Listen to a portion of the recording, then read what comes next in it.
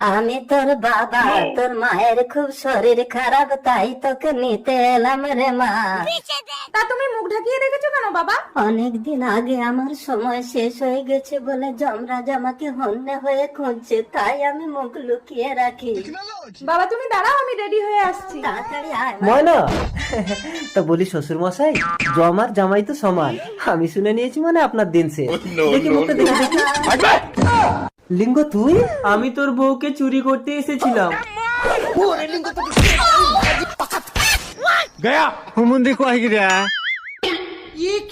Idea, শালা বউ নাকি আমাকে বাপ বলে ডাকবে না।